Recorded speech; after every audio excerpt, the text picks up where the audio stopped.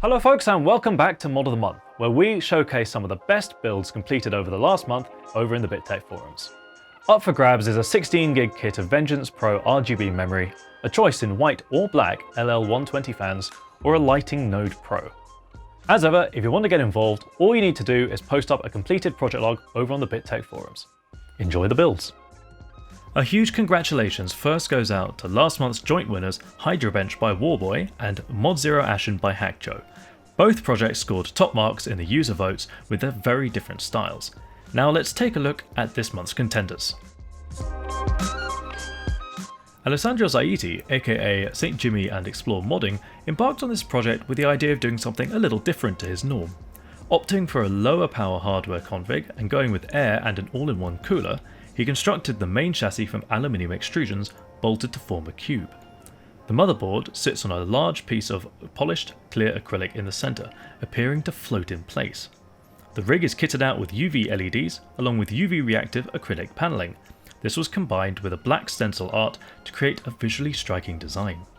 To finish the mod off, it sits on a wooden stand that holds the chassis on its corner at 45 degrees. R2-D2's TARDIS Project is very much a Whovian extravaganza, themed around the iconic spacecraft/time machine from the classic BBC show Doctor Who. The main bulk of the case is constructed from wood, and great care was taken to ensure that it would have an authentic look and feel. Interior lighting shines through the mottled windows, providing a warm glow that lends itself to the real-world object. Details include the illuminated signs, working doors plus a telephone compartment, and even sound effects. The cobblestone floor was constructed from carved foam that was painstakingly textured and then painted. Plus, walking inside you'll find it's much roomier than you might first expect too. Taking lead from the Metro Exodus title, Tohru took on the post-apocalyptic theme with gusto.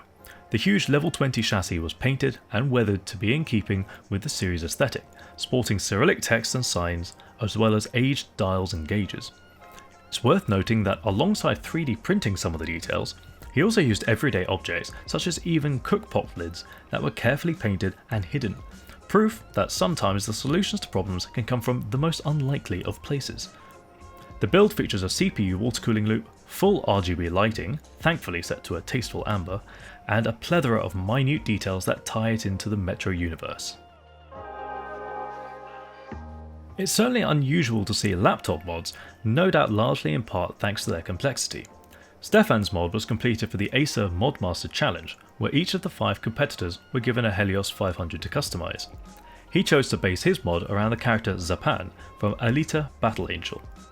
The main structure is 3D printed and worked into the laptop chassis itself. Elaborate stencil and airbrush work strengthens the theme, with custom lighting integrated into the chassis itself, finishing up the look.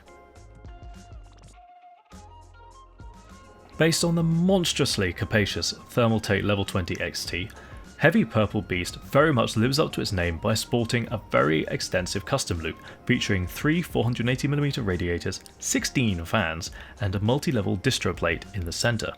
Lighting is handled via the Fantex Halo frames on all the fans, that's 16 in total and a lot of wires, with the loop itself filled with a vibrant purple opaque coolant.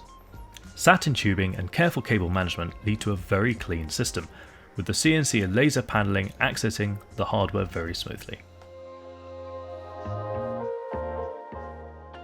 Daniel Bolognese's latest work keeps up with his signature style, replacing much of the stock panelling of the Corsair Obsidian 500D with freshly fabricated work. The front was swapped for a custom reservoir sporting a shape reminiscent of the Spec Alpha angular design actually. Inside, the rear panel was removed and an acrylic one rocking a laser-etched triangular pattern put in its place. When the system's powered on, LEDs then cause the etchings to glow. Impeccable cable management, including a custom C13 power cable on the back, only lends further to the clean aesthetic of the build. The final touch is provided by the use of FX coolant in the custom loop, that gives the front panel an ethereal, shimmering appearance. Remember folks, if you'd like to have a chance at taking part in a future mod of the month, all you need to do is post a completed project log over on the BitTech forums. And of course, if you're into all things PC modding and hardware, don't forget to subscribe to the channel whilst you're here. You can also find us over on Facebook, Instagram, Discord, and Bills.gg. Take care everyone, we'll see you next time.